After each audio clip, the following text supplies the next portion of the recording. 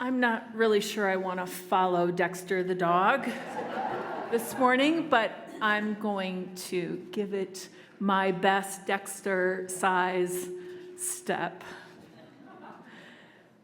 I was sharing with a friend last week in the wake of finishing a book about the science of attention, how much I crave, miss, and long for more time to do the deep, focused, creative work that allows my mind to adventure in many directions in a contemplative, but also a curiously excited way.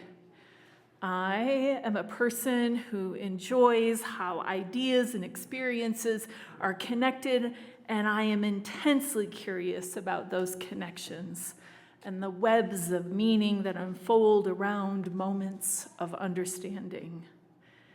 That kind of work, which for me really isn't work at all, gets lost at times in a world that I experience as constantly tugging upon my sleeve. My friend was surprised by my comments and said that I seem to be someone who, quote, thrives while multitasking. That surprised me, partly because it's true. Part of me enjoys the pace and cognitive thrill of working in that way. It delivers on a good dopamine hit. Yet, that way of working feels more reactive than responsive, more administrative than creative, and certainly more transactional than relational. It is not where I would prefer to invest the majority of my attention. And I suspect that many of us feel that way. We feel both the excitement and the strain of a distracted world pulling at our sleeve and the constant ding of our electronic devices. If I'm honest with myself and with you, I am frustrated by the distractions and long for the freedom that arrives when I give my attention fully, completely, to the present moment. It seems we have entered a new age of distractedness and distractibility. In the last 20 years, a lot of research has emerged about the shifting and shrinking attention spans of humans. The primary hypothesis of much of that research points at digital technology as the problem. This seems like a very intuitive claim. I think we can feel the impacts of technology on our lives and the lives of people we love and care about. Dr. Gloria Mark has been tracking our shrinking attention spans and asking good questions about how attention works and how we might reclaim our attention from the demands of the world. Dr. Mark's book, the one that inspired my own self-reflection and confession this morning, is called Attention Span, a groundbreaking way to restore balance, happiness, and productivity. The book explains the many different kinds of attention humans have and the cognitive systems that create attention. It's easy to think of attention as a momentary experience, and it is that for sure. But it turns out that it's also a network of multiple processes, one of which is agency. Humans make decisions about where their attention will go. Some of those decisions we're aware of, and others, not so much. For example, when people have a clear goal or deadline, they can more easily return their attention to the task at hand when distracted, especially if this task is engaging the parts of the self that enjoy the work. Some of us love to do our taxes and are less vulnerable to distractions. Other among us will find multiple distractions or allow the distractions to perpetually pull us away. Dr. Mark proposes that freedom comes when we can understand ourselves better, notice how our attention functions, and we can create better boundaries with the distractions. And that this is the path to balance and well-being. We can reclaim our agency and engage distractions mindfully. Not all distractions are bad. Sometimes slipping into scrolling is helpful for our brains. It can offer relief from the pressures and demands of holding our attention. And this is a good reminder that it isn't necessarily the phones, the laptops, the tablets, and the watches per se. The frame of disability justice is a reminder that for many people, phones, watches, tablets, and laptops are also life-saving medical devices. They also provide access to connection and community. In many ways, these devices are portals to possibility that didn't exist previously. And we should resist dismissing our devices as the source of the problem.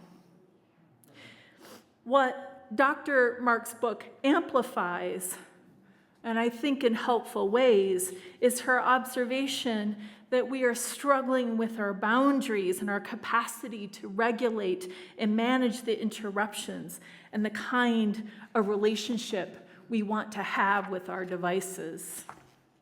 She has very practical insight here. She encourages us to find our personal rhythm of attention, to move with our unique needs and capacities for delivering our attention, ultimately allowing ourselves to drop in and out of attention. Each of us, it turns out, has an attention rhythm we can navigate, and discovering our rhythm can help us manage the constant distractions and interruptions. We can reclaim our time and attention in a distracted world. So now, when I was working on this, I was reminded of Congresswoman Maxine Waters. Does anyone remember this moment? Yeah. When she confronted Secretary Mnuchin on July 27th, 2017, she refused his attempts to avoid her questions and invoked her right to the time allocated to her questioning by repeating the phrase, "reclaiming my time." Each time, he avoided and interrupted her. Her words went viral as an act of justice and resistance. She demanded that her time belonged to her and that she was going to be the director of how that time would be used. Congresswoman Waters was delivering a lesson, not just to Secretary Mnuchin, but to all of us. Don't let the world steal your time. Reclaim it and own it as your own.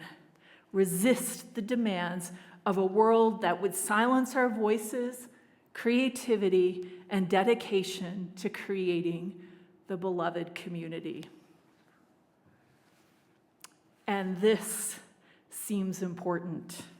So much of the conversation about attention and distraction is about productivity and work, and that by itself could be a whole sermon series. Yet, I know there is more depth to the conversation. Reclaiming our time, our attention, is also about returning to the sacred mystery of our lives and remembering that the divine dwells in us and among us. And if we can't find a way to pay attention to our living, we are missing out on something. Mary Oliver, in her gorgeous essay, Upstream, recounts an adventure into a stream as a child in the world that unfolded at the moment. A life filled with majestic oneness with all of creation, each tiny observation revealing a universe of love and reverence for the beauty of this life. She writes of that adventure. The beech leaves were just slipping their copper coats, pale green and quivering they arrived into the year. My heart opened and opened again. The water pushed against my effort, then gave me glassy permission to step ahead. It touched my ankles. The sense of going towards the source. This essay ends with this familiar and beautiful line that is at the heart of her earthly mysticism. Attention is the beginning of devotion. Reclaiming our attention is an act of devotion, a spiritual and political practice of liberation. Being at home in our own bodies, honoring the rhythms of our attention is one way we create a spiritual home for ourselves. Reclaiming our time and bringing our attention to the world and to each other is sacred practice that is deeply restorative and even countercultural. It returns us to what is real in our lives. There are good questions for us in this moment of reclamation and restoration as we shift directions. Questions of ultimate concern we may have abandoned in the distracted world. For example, what captivates our attention? How can we tune into the world and the people around us with love and appreciation, offering our listening as a gift? What do I need to be my best self, and how can I support those around me on their path of generative, sacred attention? What conversations are necessary to restore a relationship hurt by a lack of loving attention? I return to the words in our call to worship this morning, a reminder that by paying attention, we reclaim what is real and holy in our lives and in this hour. Sometimes the only thing we can do is be still for a moment, to remind ourselves what is real, the sun that rose this morning, the dirt under our feet. This hour, try to be present to each moment as it unfolds. Your simple attention is what makes these moments holy. Friends, the invitation today is to come home to the beauty of who you are. Come home to the delight of life and the wondrous world that deserves your sweet celebration. Return to the rhythms that open your heart over and over again. Return to your soul and the spirit that leads you to peace and back to the sacred mystery that holds us all in love. May it be so. Ashe, and blessed be.